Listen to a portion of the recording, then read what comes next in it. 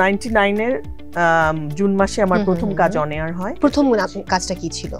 কাকতারুয়া। তার আগে আমার একটা কাজ অন এয়ার হয়েছিল লিপটন তাজা চা বিজ্ঞাপন। এত কাজ, এত বিজ্ঞাপন, আমি বুঝে ওঠার আগেই আমার ক্যারিয়ার দাঁড়িয়ে গেছে। উপস্থাপনা, অভিনয় কোনটা নিয়ে এখন ব্যস্ততা বেশি? অভিনয়ে বেশি ব্যস্ত। বয়সের সঙ্গে সঙ্গে অভিনয়ের প্রতি ভালোবাসাটা আরো বৃদ্ধি পাচ্ছে। এই বয়সে এসে আমার কাছে ভালোবাসা যদি কি তুমি জানতে চাও, আমি বলবো রেসপন্সিবিলিটি। শাহেদ ভাইয়ের সাথে বিয়ের 19 বছর। আসলে ম্যারিড লাইফ তো খুব বাজে, ভীষণ বাজে একটা। 28 নভেম্বর আপনার জন্মদিন, কি উইশ করবেন আপনি নিজের জন্য? 47তম জন্মদিন। আরে বাহ, দুর্দান্ত।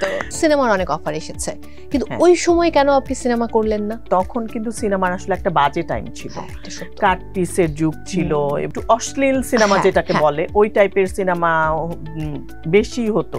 ওই টাইপের সিনেমা তো আমি করতে চাই না। সামনে আমরা কোন সিনেমাতে আপনাকে? সামনে হাঙ্গর নামে একটা সিনেমা শেষ করলাম, ঋতু কামিনী নামে একটা সিনেমা শেষ করেছি। এটা আমাদের গল্প নিয়ে একটু শুনতে চাই। 2টা বা একটা পর্ব অন এয়ারের পরে এটা মিলিয়ন ভিউ, এবং এর মধ্যে আমি কক্সবাজার গেছি, বার্মিজ মার্কেটে দোকানদাররা থেকে শুরু করে মানে এত মানুষ বলেছে, মানে আই এম রিয়েলি গ্রেটফুল।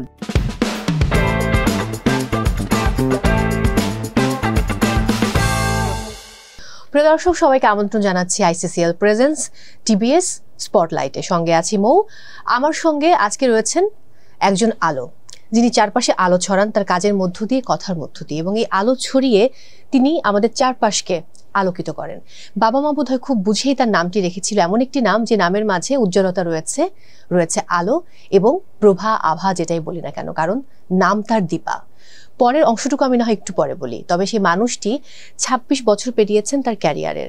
খুব ছোট বয়সেই কিন্তু তিনি কাজ শুরু করেছিলেন, এবং অভিনয় জগতে তার নামটি উজ্জ্বল একটি নাম, কারণ তার অভিনয় দক্ষতা আমাদেরকে সবসময় মুগ্ধ করে। এবং আমার কাছে মনে হয় আমি যখন তার সঙ্গে আড্ডা দেই, কথা বলি, তিনি খুব সুন্দর করে প্রত্যেকটি বিষয় এত গুছিয়ে বলেন, আমি মন্ত্রমুগ্ধের মতো শুনি। এবং তিনি উপস্থাপকও। আমার সঙ্গে রয়েছেন আমাদের ভালোবাসার গুণী অভিনয় শিল্পী, উপস্থাপক, মডেল দীপা খন্দকার। কেমন আছেন আপু? আমি খুব ভালো আছি। তুমি এত সুন্দর করে বলছিলে যে খুব ভালো লাগছিল। Thank you so much.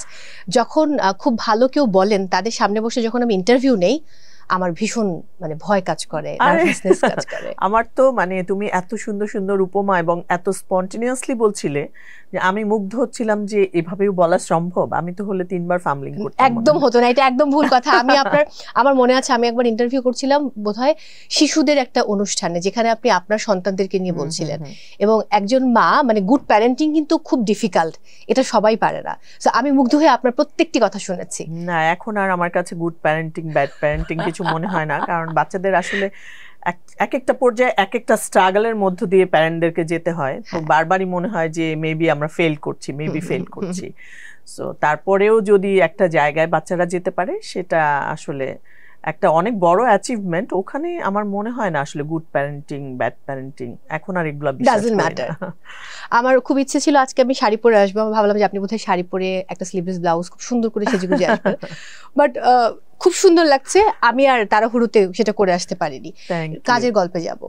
উপস্থাপনা, অভিনয় কোনটা নিয়ে এখন ব্যস্ততা বেশি? অভিনয়ই বেশি ব্যস্ত। এবং সেটা কি ধারাবাহিক কাজ নাকি?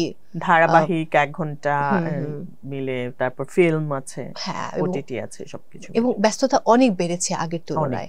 মাঝে কি ওই গ্যাপটা কি শুধু সন্তানদের জন্য নাকি নিজেও চেয়েছেন যে একটু বেঁচে? আসলে যেটা হয় কি যে আমি বলবো যে মিডিয়ায় না আসলে আমাদের সময়ের একটা ব্রেক হয়েই যায়, কারণ আমরা এখন যেই সিচুয়েশনে, যেই বয়সে আছি, সেই ধরনের ক্যারেক্টার কিন্তু খুব কম।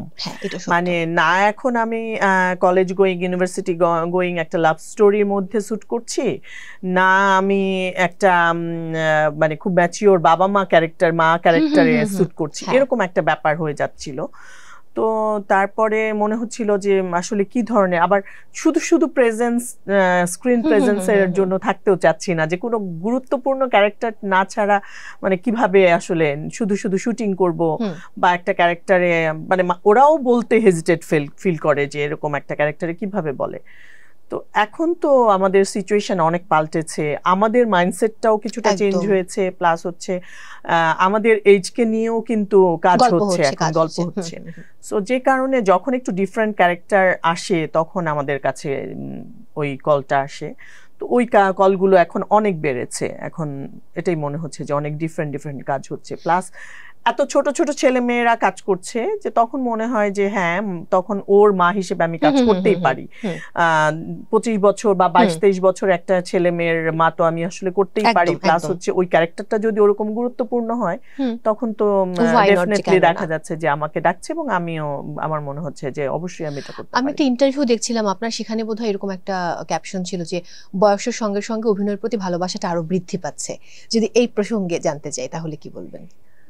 আসলে যেটা হয় কি, মানুষ তো মানে নিজেকে দিয়ে আমি যদি চিন্তা করি যে 27 ইয়ার্স একটা প্রফেশনে কাজ করছি, তো প্রফেশনেরও কিন্তু ওই ইয়াং থেকে ম্যাচিউরিটি প্রফেশনেরও এসছে আমার ব্যাপারে, ক্যারিয়ারের ম্যাচিউরিটিও চলে এসছে। অল্প বয়সে যেটা হয় অনেক কিছু আমরা বোঝার ভুল করি বা আমাদের রিয়াকশনটা অনেক দ্রুত চলে আসে। দেখা যায় যে আমাদের ধৈর্য অনেক কম ছিল, এখন তো ধৈর্য অনেক বেড়েছে, অনেক কিছু অনেক গভীরভাবে চিন্তা করি। সো এখন মনে হয় যে ভালোবাসাটা, এই যে একটা কাজে আমি এতদিন ধরে আছি, তো এটার প্রতি তো স্বাভাবিকভাবে ডিপেন্ডেন্সি বলো, রেসপন্সিবিলিটিস বলো, তো আমার কাছে মনে ভালোবাসা মানে আমি এখন এই বয়সে এসে আমার কাছে ভালোবাসা যদি কি তুমি জানতে চাও, আমি বলবো রেসপন্সিবিলিটি। তো সেই ক্ষেত্রে আমি বলবো যে আমার রেসপন্সিবিলিটিস অনেক বেড়েছে, সো আমার ভালোবাসাটাও বেড়েছে এবং নিজে যদি সংসারের দিকে প্রতি বলছি আর কি, একদম কাজের প্রতি বাড়াটা খুব স্বাভাবিক ব্যাপার। এই যে 27টি বছর, এবং আমি ইন্ট্রোডাকশনে বলছিলাম যে খুব অল্প বয়সেই আপনি কাজ শুরু করেছিলেন, তখনকার সময়ের গল্পে যদি একটু ফিরে যাই, সেই নারায়ণগঞ্জের মেয়েটি, আমি ভুল না করলে, সেই সময়টা কেমন ছিল?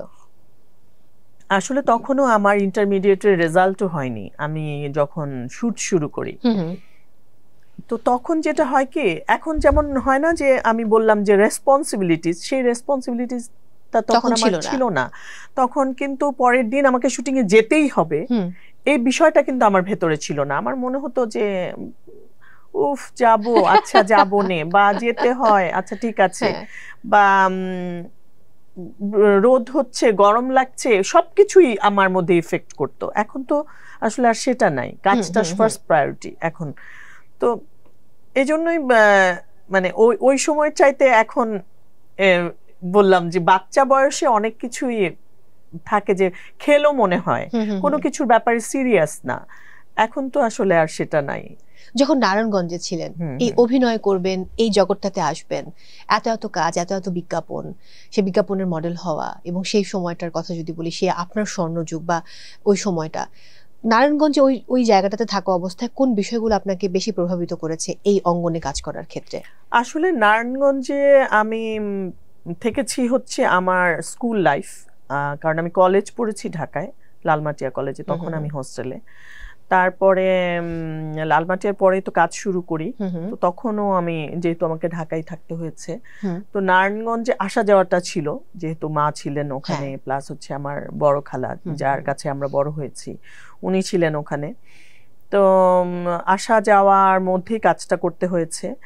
আর তখন হয় কি, আমার কিন্তু আমি আগেও বলেছি যে খুব ছোটবেলা থেকে যে মানুষের স্বপ্ন থাকে বা একটা গোল থাকে যে আমি মিডিয়ায় কাজ করব, আমার কিন্তু এরকম কখনোই ছিল না। আপনি কি হতে চাইতেন? আমি আসলে ওইভাবে কিছুই হতে চাইনি। আমার সায়েন্স ব্যাকগ্রাউন্ড ছিল, আমার বাসা সবাই বলতো, যেহেতু আমার স্টুডেন্ট ভালো ছিলাম, সবাই মনে করতো আমি ডাক্তার, ইঞ্জিনিয়ার কিছু একটা হবো। হ্যাঁ, আর মেয়ে বাচ্চাদেরকে একটু ডাক্তার বানাতে চায় বাবা মারা, তো ওইটাই তাদের একটা ড্রিম ছিল। আমিও ভাবতাম যে তাই বোধ হয়, কারণ সায়েন্স ব্যাকগ্রাউন্ড, যেহেতু ম্যাট্রিকে ইন্টারমিডিয়েটে আমি সায়েন্স পড়েছি, আমি তো ডাক্তারি পড়বো, এরকমই একটা ব্যাপার ছিল। কিন্তু আসলে ট্রাম্প কার্ডটা যে কখন উল্টে গেল সেটা তো আসলে আমি নিজেও বুঝতে পারিনি। রেজাল্টের আগেই যেহেতু আমার কাজ করা শুরু, এবং একটা কাজ করার এত ফাস্ট, মানে আমরা এখন মিডিয়া অনেকের কাছে শুনি যে স্ট্রাগলিং টাইম, আমার লাইফে আসলে ক্যারিয়ার নিয়ে কোনো স্ট্রাগলিং টাইম নাই। এটা আপনার জন্য অনেক বড় ব্লেসিং। হ্যাঁ, আমার একদমই ব্লেসিং তো অবশ্যই, মানে আমি বুঝে ওঠার আগেই আমার ক্যারিয়ার দাঁড়িয়ে গেছে, বিষয়টা এরকম। একটা নাটকে শুট করলাম, শুট করার পরে 3-4 মাস পরে নাটকটা অন এয়ার হলো, এবং ওই 3-4 মাস যে আমি নাটকটা করেছি এটাই আমার মাথায় কাজ করেনি, আমি ছিল না মাথায়। আচ্ছা, একজন ডেকেছে, কাজ করেছি, শেষ। তারপরে নাটকটা অন এয়ার হওয়ার পরে এত দ্রুত এবং এত এত কাজের অফার, আমার মনে আছে যে 99-এর জুন মাসে আমার প্রথম কাজ অন এয়ার হয়। তারপরে নাটকের ক্ষেত্রে প্রথম কাজটা কি ছিল? কাকতাড়ুয়া। তার আগে আমার একটা কাজ অন এয়ার হয়েছিল লিপটন তাজা চা বিজ্ঞাপন।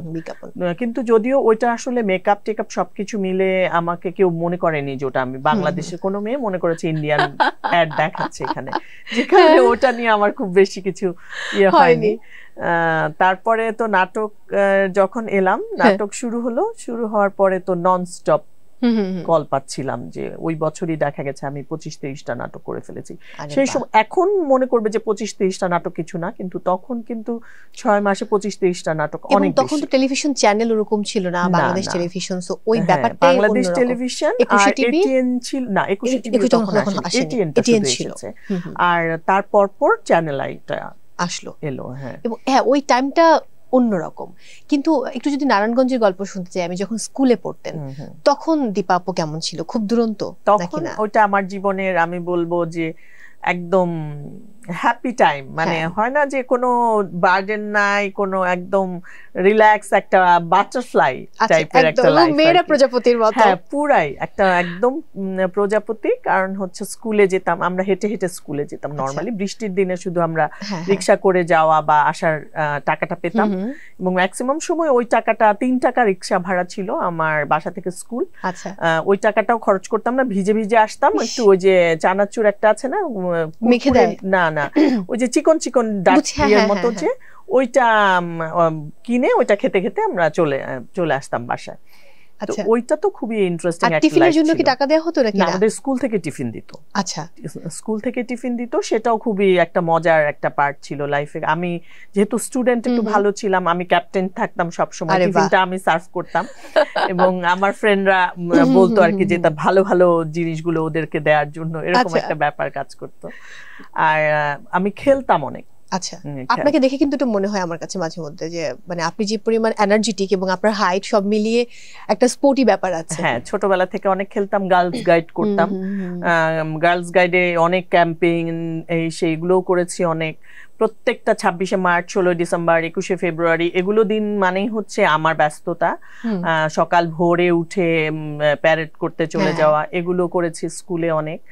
আর ভলিবল খেলেছি স্কুলে, আর হচ্ছে ফুটবল খেলতাম, রাস্তায় ফুটবল খেলতাম, সাইকেল চালাতাম, এগুলো ছোটবেলায় আমার স্কুলে ফিরে গেছে, আমি হ্যান্ডবল খেলতাম। ওই সময়টা আসলে অন্যরকম ছিল। ভাই বোনদের কথা যদি জানতে চাই তাহলে তাদের গল্পগুলো আসলে। আমরা দুই বোন, আমার বোন আমার চেয়ে 2 বছরের বড়, একদমই কাছাকাছি এবং দেখতে আমরা একদমই সেম। আচ্ছা, ও সাউদি এয়ারলাইন্সে আছে ক্যাবিন ক্রু। তো অনেকে হয় না যে বাঙালি সবাই ওমরায় যায় বা হজে যায় যখন, তো ওকে দেখে সবাই মনে করে যে ওটা বোধহয় আমি। আচ্ছা, এরকম প্রথমে কোনো ইয়াও পড়েছিলাম যে আপনি কি জব করতেন কিনা? আমি এয়ার হোস্টেস ছিলাম। হ্যাঁ, আমি ছিলাম। আমি বাংলাদেশেই একটা ডোমেস্টিক এয়ারলাইন্সে ছিলাম তখন। একটা মাত্র 2টা ছিল আর কি, 2টা ডোমেস্টিক এয়ারলাইন্স ছিল এখানে ন্যাশনাল, তো ওটার একটা জিএমজি এয়ারলাইন্স, ওখানে ছিলাম আমি 3 বছর। আরে বাহ, দুর্দান্ত। তার মানে এই অভিজ্ঞতাও হয়েছে, এটা হয়তো অনেকেই জানেন যে আপনিও এয়ার হোস্টেস ছিলেন। মানে আসলে আমি অনেক অ্যাক্টিভ লাইফ লিড করেছি খুব ছোটবেলা থেকে, এবং স্টিল আমার অনেকে আছে না যে শুনি যে ছোটবেলাটা কেমন বাবা মায়ের উপর নির্ভরশীল, বা হচ্ছে হয়তো গল্পের বই পড়ছে আর এটাই লাইফ, মেয়েদের ঘরে বসে থাকা। আমার একদমই ঘরে বসে থাকা লাইফ এখনো পর্যন্ত হয়নি, এবং আসলে আলটিমেটলি আমি চাইও না যে আমার একটা ঘরে বসে থাকা লাইফ হোক। এই লাইফটা আমি চাই না, এই লাইফটা দরকারও নেই। আমি জানি না যে খুব ছোটবেলা থেকে আমি একদম মানে এটার পর ওইটা, ওইটার পর ওইটা, এটা ছিল আমার লাইফ একদমই। সকাল থেকে সন্ধ্যা রাত পর্যন্ত আমার একটার পর একটা। খুব ছোটবেলা থেকে আমরা মসজিদে যেতাম করতে, আরবি পড়তে, সেটা 6টার সময় ভোরবেলায়, সকালবেলা। তারপরে ওখান থেকে এসে নাস্তা টাস্তা খেয়ে আমরা স্কুলে যেতাম, স্কুল থেকে এসে বিকালে খেলতাম রাস্তায়, তারপর সন্ধ্যায় এসে পড়তে বসতাম। মানে এগুলো একদম রুটিন ছিল। মানে আমি তো 90s কিড, তো আমারও কিন্তু এইরকমই রুটিনটা ছিল যে সকালে যেতে হবে সিপারা পড়তে, আবার হুজুরও আসতেন বাসাতে প্রাইভেটলি পড়াতে। সো ওই সময়টা আসলে অন্যরকম। একটা ব্যাপার জানতে চাই, এই যে যখন নাটকের ব্যস্ততা বেড়ে গেল, কাকতাড়ুয়া করার পর ব্যাক টু ব্যাক অনেক কাজ, নিশ্চয়ই তখন সিনেমার অনেক অফার এসেছে, কিন্তু ওই সময় কেন আপনি সিনেমা করলেন না? ওই সময় করা হয়নি কেন আসলে আমাদের মানে আমি যেহেতু 99 এসেছি 2001 2 3 4 এই সময়ে কিন্তু একটু পেছনে তাকালে তুমি দেখতে পাবে যে তখন কিন্তু সিনেমার আসলে একটা বাজে টাইম ছিল, কাট পিসের যুগ ছিল এবং যে টাইপের সিনেমা হতো ওটা গল্পগুলো বা একটু অশ্লীল সিনেমা যেটাকে বলে ওই টাইপের সিনেমা বেশি হতো। তো তখন না আসলে আমি যেহেতু বয়সও কম ছিল ভয় পেতাম, আমার মনে হতো যে আমি গিয়ে হয়তো আমি অ্যাডজাস্ট করতে পারবো না বা আসলে ওই টাইপের সিনেমা তো আমি করতে চাই না। তো আমাকে যদি ওরা হয়তো আমি কন্ট্যাক্ট করলাম পরে দেখা গেল যে আমি ওই টাইপের সিনেমা আমাকে করতে হচ্ছে, এইসব একটা ভয় কাজ করতো। আর যেহেতু পেছনে ওরকম গার্জিয়ান টাইপের কেউ ছিল না, আর আমরা মধ্যবিত্ত পরিবার বিলং করি, এটা একটা অনেক বড় বাধা আমাদের জন্য, মানে বড় বাধা প্লাস হচ্ছে গার্জিয়ান টাইপেরও কেউ ছিল না যে অ্যাডভাইস করতে পারে বা ওইরকম ভোকালও কিন্তু আমরা ছিলাম না যে আমরা এরকম একটা সিচুয়েশনে পড়ে যে আমি ওখান থেকে বের হয়ে আসতে পারবো, মনে হতো যদি বের হয়ে না আসতে পারি, যে কারণে করা হয়নি, সাহস পাইনি। শাহেদ ভাইয়ের সাথে বিয়ের 19 বছর, হ্যাঁ 20 বছর হবে, হ্যাঁ সো মানে আগামী বছর মেতে 20 বছর হয়ে যাবে, 2 দশক পার করা একসঙ্গে একই ছাদের নিচে একই সঙ্গে, দুজনই একই জগতের মানুষ। যদি নিজেদের এই যৌথ জীবন নিয়ে বলতে বলি তাহলে কি বলবেন? আসলে ম্যারিড লাইফ তো খুব বাজে, ভীষণ বাজে একটা ম্যারিড লাইফ। মানে আমার ছেলে বলে মাঝে মাঝে যে তুমি বিয়ে করেছো কেন, কারণ হচ্ছে শিল্পীদের তো বিয়ে করা ঠিক না, উচিত না, কারণ তুমি তোমার মতো লাইফ লিড করবে, তুমি তো সেটা তোমাকে আরো অনেক কিছু করতে হয় এখন, বিয়ে কর শুধুমাত্র বিয়ে করার কারণে, যেটা তো আসলে একটা শিল্পীর এই কাজগুলো করলে শিল্পী হওয়া যায় না, একদমই না, একদমই না, মানে এত কিছু করে শিল্পী হওয়া যায় না। এটা কিন্তু সত্য। তাহলে মাছ কেটে রান্না করে তেল মাথায় চলে আসতে হবে, মাছ কেটে রান্না করতে হবে, কাজের লোকের সাথে সারাক্ষণ ফাইট করতে হবে, ড্রাইভার মেনটেন করতে হবে, বাচ্চাদের সাথে রেফারি, আমি তো বলি যে আমার বাচ্চাদের আমি রেফারি হতে হবে, হাজব্যান্ডের কথায় ভালো না লাগলে ওটা হজম করতে হবে, ওই যে হজম করার যে এক্সপ্রেশনটা আমি হয়ে থাকবে, ক্যামেরা তো সব বুঝতে পারে, হ্যাঁ ক্যামেরা তো সব বুঝতে পারে আমার ভেতরে কি হচ্ছে, আমার মনের ভেতরে কি চলছে, এটা তো ক্যামেরা বুঝতে পারে, পৃথিবীর কেউ না বুঝলেও। আমার প্রত্যেকটা এক্সপ্রেশন, প্রতিটা রিঙ্কেল, প্রতিটা মাসেল তো ক্যামেরা রিড করতে পারে। তো আমি যতই হাসি যতই হাইড করি ওটা তো আমি আসলে হাইড করতে পারবো না। সো মানে এটা না ম্যারিড লাইফ।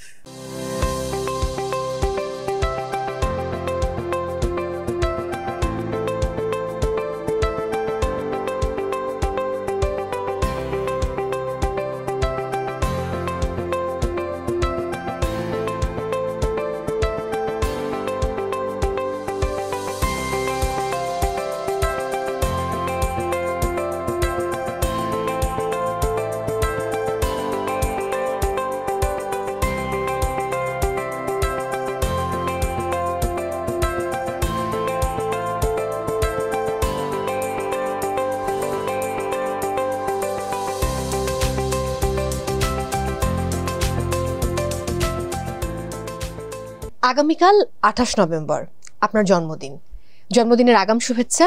এবার যদি জানতে চাই আগামীকাল মানে কি উইশ করবেন আপনি নিজের জন্য? আসলে 47তম জন্মদিন। আরে বাহ, দুর্দান্ত। তো 40 পরে যেটা হয় আসলে আমার কাছে মনে হয় যে সুস্থতা ছাড়া, মানসিক শান্তি ছাড়া আসলে আর কিছু লাইফে মনে হয় না চাওয়ার থাকে। কারণ এই দুইটা জিনিস, ফার্স্ট থিং হচ্ছে সুস্থ থাকা, কারণ এখন চারপাশে এত রকমের অসুস্থতা আমাদের মানে দেখি মানুষের হয়। তো একটা মানুষ যদি সুস্থ না থাকতে পারে তার লাইফে কোনো কিছুই আসলে আর ইম্পর্টেন্ট না। একদম একদম, এটা আপনার সাথে আমি সম্পূর্ণ একমত। কিন্তু আপনি যে এখনো এত চমৎকার, মানে বিলিভ মি একদম মনে হচ্ছে না 47। এই এনার্জিটা খুব দরকার। আমি হয়তো ভেবেছিলাম যে আপনি 40 বা 39-40 এমন কিছু একটা হয়তো বলবেন। না না না না সিরিয়াসলি আমি কাউন্ট করে দেখিনি, বাট এই আমার কাছে মনে হয় যে আমার যখন 40 হবে তখন আমি আরো বেশি পরিপূর্ণ একটা মানুষ হব, এবং এই বয়সটা কিন্তু খুব চমৎকার একটা বয়স। হ্যাঁ, এবং এই বয়সটা নিয়ে আমি কাজও শুরু করেছি, সেটা আমি অফ এয়ারে বলবো। কিন্তু অন্য গল্পে আবার যেতে চাই। আপনার যে ক্যারিয়ার, এই 27 বছর, এই সময়টায় আপনি অনেক মানুষের সহযোগিতা পেয়েছেন এবং আপনি খুবই লাকি, আপনি অনেক গুণী নির্মাতাদের সঙ্গে কাজ করেছেন। সেই জায়গায় যদি আমি কজনের নাম বলতে বলি যাদের সঙ্গে কাজ করে আপনি আরো সমৃদ্ধ হয়েছেন, তাহলে কাদের কথা বলবেন? আসলে আমি এভাবে নাম বলে হবে না, কারণ আমার কাছে মনে হয় যে প্রতিটি মানুষ, প্রতিটি ডিরেক্টর, প্রতিটি কাজ আজকে আমি এইগুলো মিলে। কারণ যদি আমি একটা আমার বাজে কাজের কথাও বলি যে এই কাজটা খুবই খারাপ একটা কাজ, তেমন কিছুই হয়নি, ওই কাজেরও একটা ইম্প্যাক্ট আছে। কেন বলছি, অনেক সময় আমাদের হয় না জীবনে, দেখা যায় যে খুবই বাজে টাইম, কোনো কাজ নাই, বা আমি একটা ব্রেক থেকে ফিরবো, একটা সময় আমার 2টা বাচ্চা হয়েছে, 2টা বাচ্চার পরে আবার নতুন করে যখন আমি কাজ শুরু করেছি, দেখা গেছে যে আমাকে ডেকেছে সেই কাজটা হয়তো খুব ভালো হয়নি, কিন্তু তখন হয়তো ওই 25-30 হাজার টাকা আমার জন্য খুব গুরুত্বপূর্ণ ছিল, বা ওই কাজটা স্ক্রিনে ব্যাক করার জন্য আমার জন্য গুরুত্বপূর্ণ ছিল, বা হয়তো স্ক্রিনেও না হোক কেউ জেনেছে যে আমি ওইখানে কাজ করছি, এটুকুও গুরুত্বপূর্ণ ছিল, যে হ্যাঁ ও তো কাজ করছে, ও তো আবার কাজ শুরু করেছে। হ্যাঁ, এই যে শব্দগুলো, এগুলো আসলে অনেক ইম্পর্টেন্ট। আপনার সাথে আমি সম্পূর্ণ একমত। মানে প্রত্যেকটি ঘটনা বা কাজ বা জীবনে যাই হোক না কেন, কোনো না কোনো পারপাসে কিন্তু হয়। আমি রিজিকে খুব বিশ্বাস করি। আমার কাছে মনে হয় যে এগুলো সবকিছুই আল্লাহ কিন্তু আমার জন্য লিখে রেখেছে। সো আমি আসলে মিনিমাম 2000 নাটক করেছি। আমি সেখানে 2000 নাটকে 200 ডিরেক্টর তো নিশ্চয়ই ছিল। তো আমি আসলে তার মধ্যে 10 জনের নাম 20 জনের নাম বললে আমি বাকি জনদেরকে ছোট করতে চাই না, কারণ প্রতিটি মানুষই আমার জীবনে গুরুত্বপূর্ণ। আমার কাছে মনে হয় প্রতিটি কোনো না কোনো ভাবে ভূমিকা রেখে যায়। অবশ্যই। সিনেমার গল্পে যাব। 2018-তে প্রথম সিনেমা, আমি ভুল না করলে, ভাইজান এলোরে। Commercial film. হ্যাঁ, এবং তারপর কিন্তু আপনি এক এক করে আরো সিনেমাতে কাজ করেছেন। একটা ফাদার্স সো সেই কাজটা কিন্তু একটু ডিফারেন্ট, এবং সেখানে আপনাকে আমরা অন্যরকম ভাবে আবিষ্কার করেছি। সো এই যে নিজেকে এখনো ভাঙতে, একটু ভিন্ন আঙ্গিকে সবার সামনে উপস্থাপন করতে কেমন লাগে? ভালো লাগে। এখন তো ওই যে বললাম যে যেহেতু একটু 40 পরে মানুষ একটু ডিফারেন্টলি চিন্তা করে, যে আমাকে নিয়ে এখন অন্যরকম ক্যারেক্টার ভাবে, তো ওই যে চেঞ্জ গুলো, এটা আমি এনজয় করছি। মনোলোক কি প্রকাশ পেয়েছে নাকি এখনো? মনোলোক এখনো রিলিজ হয়নি। ওটা কি রিলিজ হওয়ার সম্ভাবনা কবে? জানি না আমি আসলে ওটা। আচ্ছা, সামনে আমরা কোন সিনেমাতে আপনাকে আবার দেখতে পাবো? সামনে হাঙ্গর নামে একটা সিনেমা শেষ করলাম, ঋতু কামিনী নামে একটা সিনেমা শেষ করেছি, যেটা স্টকহোমে পুরস্কারও পেয়েছে। ওটাও রিলিজ হবে এর মধ্যে। তারপর তছনছ নামে একটা কমার্শিয়াল সিনেমা করেছি, এখনো ওটা শুটিং এখনো শেষ হয়নি, আর হাঙ্গরের ডাবিংটা বাকি আছে। ওটিটির দিকে তাকাই, ওটিটির এর মধ্যে তো রিলিজ হলো লিটল মিস ক্যাওস, তারপর রুমি চলছে হইচইতে, আর ফ্রেঞ্জি আছে, তারপরে ঘুমপুরি আছে। মোটামুটি এবং সব ইয়াং জেনারেশনের সাথে কাজ করা। আসলে আমি একদিক দিয়ে না, আমার কাছে মনে হয় যে আমি অনেক নিজেকে লাকি মনে করি। আমাদের অনেক আর্টিস্টদের বা আমার কলিগদের মধ্যে অনেকে দেখি যে তাদের এক ধরনের ডিপ্রেসিং এক ধরনের সুর থাকে, যে কিছুই হচ্ছে না, বা ও কাজ করছে, ওটিটি থেকে ডাক পাচ্ছি না, বা এখানে। আমার কাছে নিজেকে এত লাকি মনে হয় যে আজকে 27 বছর যখন ট্রেন্ডটা যেই দিকে যেভাবে কাজ যাচ্ছে, আমি কিন্তু সেখানেই কাজ করতে পেরেছি। এটা যে নামগুলো আপনি বলেন, ফ্রেঞ্জি, ঘুমপুরি বা লিটল মিস ক্যাওস, এই প্রত্যেকটাই কিন্তু খুবই খুবই ইয়াং জেনারেশনের কাজ, এবং এখনো করছি যাদের সাথে কাজ। আমার দেখি যে আমার ভালো লাগছে, এবং ওরা আমাকে নিয়ে ডিফারেন্টলি কাজ ভাবছে, ক্যারেক্টারগুলো নিয়ে যে ভাবছে, আমার কাছে খুব দারুণ লাগছে। 52 পাতার প্রেম নিয়ে এই যে 2 দিন আগে শেষ করলাম, এত চমৎকার, জাস্ট 2টা বা 3টা সিন ওখানে আমার, কিন্তু এত সুন্দর একটা গল্প। এই যে 2-3টা সিনের প্রেজেন্স, এইটুকুই অনেক চমৎকার ভাবে ওরা প্রেজেন্ট করেছে, দারুণ ভালো লেগেছে। দীপা খন্দকার নামে একজন নৃত্যশিল্পীর নাম আছেন এবং তিনিও খুব গুণী একজন মানুষ, কখনো কি এরকম বিড়ম্বনায় পড়তে হয়েছে যে তার নাম এক হলে যেটা হয় যে হয়তো একটা ভুল ফোন কল আরেকজনের কাছে চলে যায়, হয়তো দাওয়াতের কার্ড চলে আসে, এরকম কখনো আপনার সাথে তার সঙ্গে হয়েছে কিনা? অনেকবারই হয়েছে যে উইথ ডিউ রেসপেক্ট আমি দীপা আপাকে বলবো যে উনি তো অনেক বড় নৃত্যশিল্পী। আমি যখন আমরা স্কুলে পড়ি তখন আমি নাচ করতাম, তখন থেকে ওনার নাম জানি। তারপরে মিডিয়ায় এসে যে এটা একটা ক্ল্যাশও হতে পারে এটা আমি আসলে কখনো ভাবিনি। ওনার আবার দীপা খন্দকারী হতে হবে। হ্যাঁ, ওনার অনেক কার্ড আমার বাসায় চলে এসেছে, মানে আমি আসলে ওটা নিয়ে আমার কাছে মনে হয়েছে, পরে আমি ওনাকে দেখা হওয়ার পর দু একবার বলেছি যে আমি তো প্রিভিলেজ পাই অনেক আপনার ইয়ে থেকে, যে আপনি যে কারণে নামটাও না মানুষ দেখা গেছে যে চেনাতে হয়নি। আমার মনে হয় এটা ওনার মানে আমার প্রতি একটা ওনার অবদান অবচেতন ভাবে, যে ওনার নামটা যেহেতু পরিচিত ছিল, নামটা যখনই কেউ শুনতো মনে হতো যে হ্যাঁ আমি তো চিনি এই নামটা বা জানি এই নামটা, পরিচিত একটা নাম, এরকম একটা ব্যাপার ছিল আর কি। সো আমার জন্য অনেক প্লাস হয়েছে। বাট এখন যখন আমরা মানে ইয়াং জেনারেশনের সামনে যখন বলি দীপা খন্দকার এই নামটি, তখন কিন্তু আপনাকেই আমরা চিনি যে আপনি সেই জায়গাটা নিজের সেই দক্ষতা দিয়ে অর্জন করেছেন। সিনেমার বিষয় নিয়ে কখনো কি আক্ষেপ হয় যে আমি ওই সময়টা যদি ওই যুগটা না আসতো তাহলে হয়তো সিনেমার খুব বড় পর্দার একজন খুব পরিচিত মুখ আমি হতাম? না, আসলে কি হলে কি হতো এইগুলা নিয়ে আমি খুব বেশি হয় না। ওই যে আমি বললাম যে আমি আমার রিজিকে বিশ্বাস করি, লাইফ লাইনে বিশ্বাস করি, যে আমার লাইফটা হয়তো এরকমই ছিল, এরকমই হওয়ার কথা ছিল।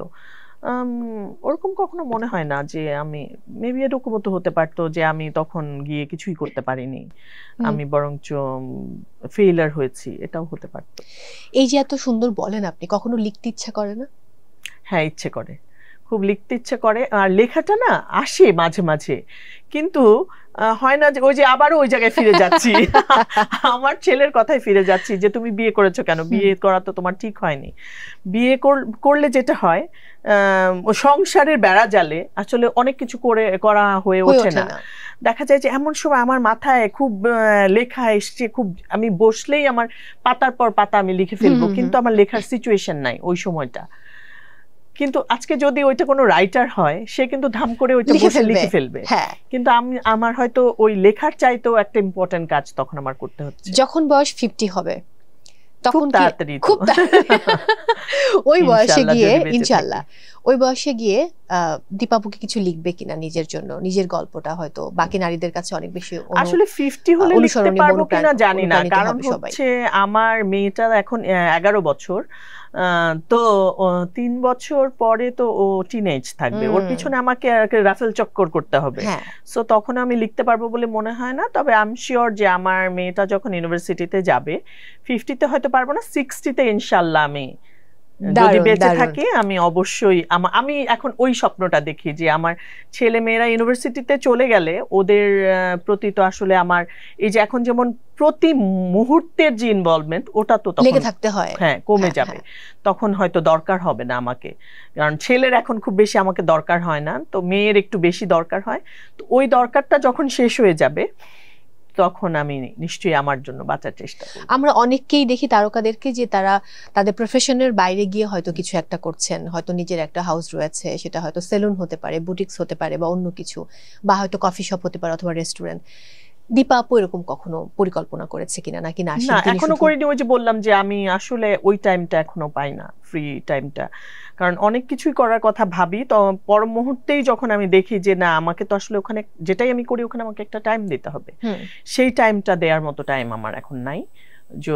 ওই যে বললাম যে আমার মেয়েটা যদি যখন ইউনিভার্সিটিতে যাবে তখন আমি ইনশাআল্লাহ 60-র পরে যদি আমি বেঁচে থাকি হবে ইনশাআল্লাহ, নিশ্চয়ই আমি চাই সেটা হোক, ইনশাআল্লাহ ভালো মনের কথাগুলো খুব গুছিয়ে খুব সুন্দর করে আপনি সেটা উপস্থাপন করুন। হয়তো বই লিখবো, আর একটা কফি শপের খুব শখ আমার, যে যেখানেই থাকি বা যেই সিচুয়েশনেই থাকি, যদি সুস্থ থাকি আল্লাহ বাঁচিয়ে রাখেন, যদি এই স্বপ্নটা ফুলফিল করতে পারি, এই স্বপ্ন পূরণ হোক।